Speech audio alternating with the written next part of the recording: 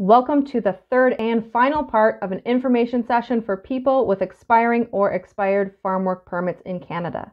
My name is Kit and I'm one of the organizers at Migrant Workers Alliance for Change, a migrant-led organization whose leaders and members are current and former farm workers like you, as well as other migrant workers in Canada who do different types of work but want the same thing as you: equal rights, dignity, and family unity. And that means full and permanent immigration status for all. In part one, we learned about what status for all means, not just the ability to live and work in Canada, because you already do.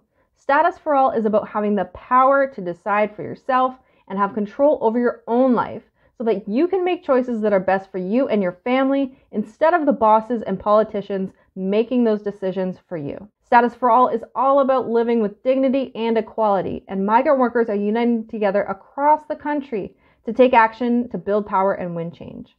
Remember to sign and share the petition at statusforall.ca to join the growing movement to win permanent status for all in Canada with nobody left behind. In part two, we learned who is qualified to extend their work permit or restore their status, and that living in Canada without status can be scary, but you're not alone.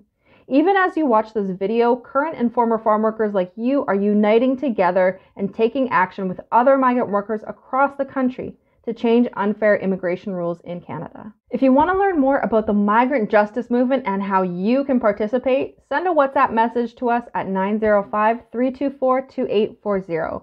Everything you share is private and confidential.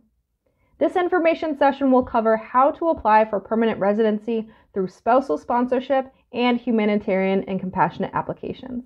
Everything shared here is general information and not legal advice. Migrant Workers Alliance for Change is a migrant-led worker rights organization, not an employment agency. I'm an organizer, not a lawyer or an immigration consultant. This information video will give you an overview of the basics so that you have a better idea of what you can or can't apply for. And when you're looking for a lawyer or immigration consultant, you have more information to avoid being scammed and lied to. Beware of anyone who charges you money for big promises. If it sounds too good to be true, it probably is. If you've been scammed in the past by someone who took your money, it is not your fault. Canada's unfair immigration system makes it possible for migrant workers like you to be exploited. That's why we're uniting together to win change to the system. You can join the push to win full and permanent immigration status for all by signing and sharing the petition at statusforall.ca or sending us a message on WhatsApp at 905-324-2840. Now let's get started. First, we're going to be talking about spousal sponsorship.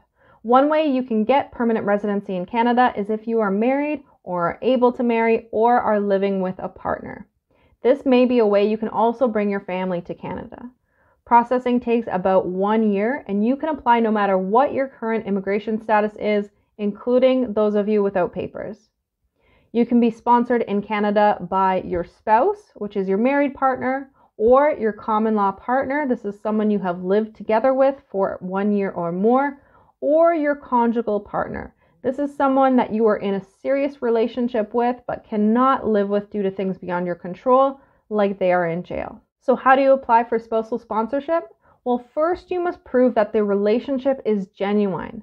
This can include photographs from your wedding, letters from friends and family members, proof of you living together, or a joint financial relationship like shared insurance or bank documents. Number two, you must provide identity documents that are translated, including from your children if they are also being sponsored. Number three, your sponsor does not need to provide any financial documents, but they are responsible if you take social assistance in the first 3 years after getting permanent residency. So send us a WhatsApp message if you have everything you need to apply, and we can refer you to a lawyer.